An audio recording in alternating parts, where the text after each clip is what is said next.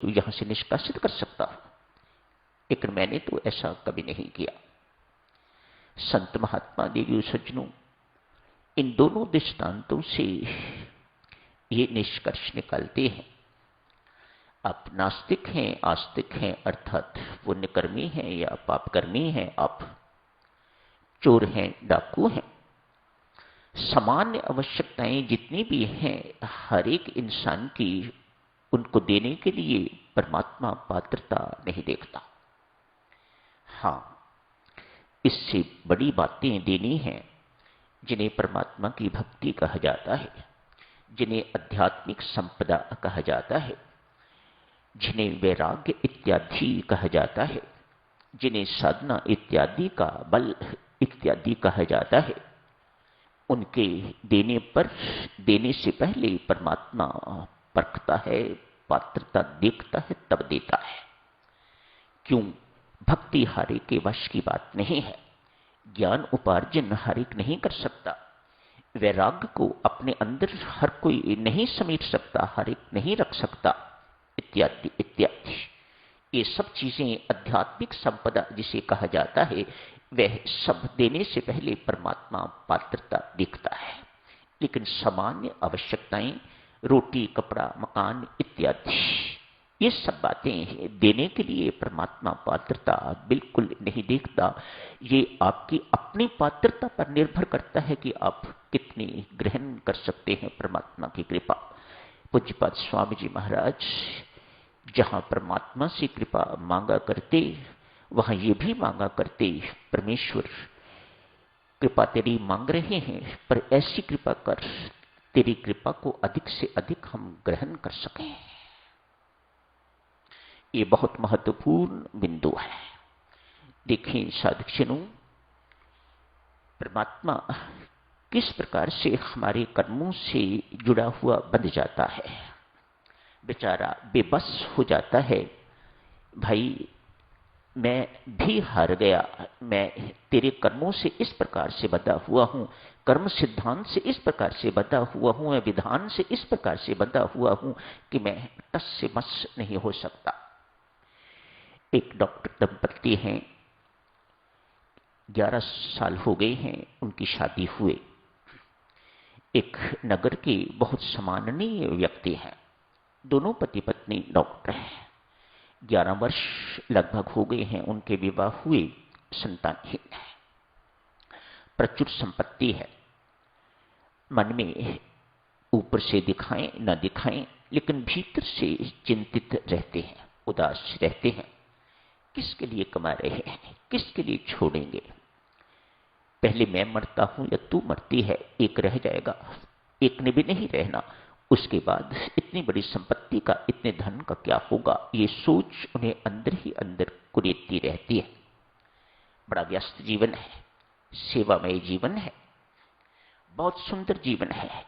ये अब की बात है, ये जीवन कब है? अब बहुत अच्छा जीवन है, सेवामय जीवन है, हर एक की सहायता करने को तैयार, न दिन देखते हैं न रात देखते हैं। परमात्मा ऐसी करनी से साधक जितना प्रसन्न होता है, उतना अकेले बैठ के कहीं कमरे में किसी कक्ष में जाप करने से प्रसन्न नहीं होता। ये मेरे काम आ रहे हैं, ये मेरा काम कर रहे हैं, ये मेरे साकार रूप की सेवा कर रहे हैं, ये परमात्मा की इस प्रकार की मान्यता है। ऐसों के लिए परमात्मा किस प्रकार से काम करता है, परमात्मा की कृपा ऐसों के लिए किस प्रकार से काम करती है। आज नगर के बाहर कभी नहीं गए, नगर के बाहर एक हनुमान जी महाराज का बड़ा प्राचीन मंदिर है, बड़ा रमणीक स्थान, घूमने के लिए, टहलने के लिए, समय अनुसार राम राम जपते हैं। ऐसा नहीं कि राम राम ही जपते रहते हैं, अमृतवाणी का पाठ ही करते रहते हैं ना। अपना व्यस्त जीवन है, उस जीवन से जितना समय मिलता है समय अनुसार व्यर्थ नहीं गवाते, समय अनुसार थोड़ा बहुत राम राम जपते हैं। आज उस मंदिर की ओर गए। पहला दिन, एक चबूतरा सा बना हुआ है, पेड़ भी है, उसके नीचे दोनों बैठ गए। अच्छा लगा, कल भी आएंगे। शांति मिली। मानो व्यस्त जीवन, थके मांदे जीवन से यहां बैठ के थोड़ा विश्राम मिला। अगले दिन फिर आए। 2-4 दिन आते हुए हो गए। आज एक वृद्ध आए, लंबी दाढ़ी है उनकी, सफेद बाल है, माथे पर तिलक लगा हुआ है, धोती कुर्ता पहना हुआ है, वो भी सफेद, मानो सफेद ही सफेद है सब कुछ।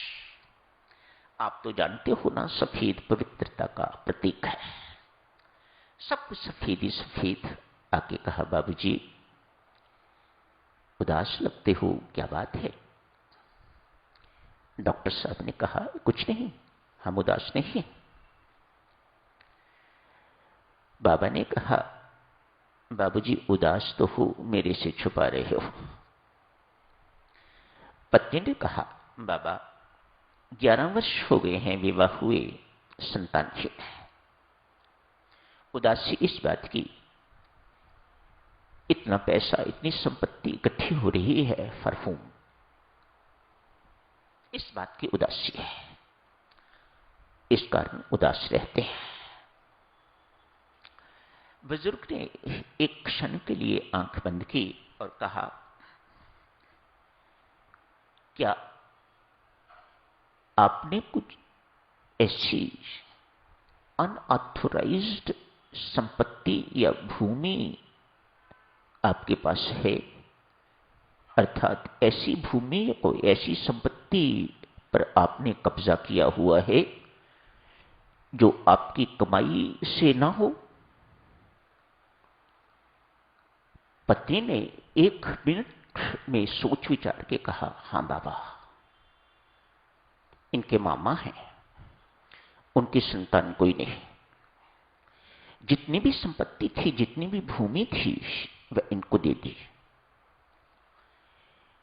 इनके 3 भाई हैं, 1 बहन है, लेकिन ये संपत्ति इन्हीं के पास है। परमात्मा देखो देवियों सज्जनों, कितनी बारीक बारीक बातें, कितनी सूक्ष्म अति सूक्ष्म बातों पर विचार करता है और बच जाता है। जब तक ये सिलसिला निपटे ना, परमात्मा आगे कैसे बढ़े?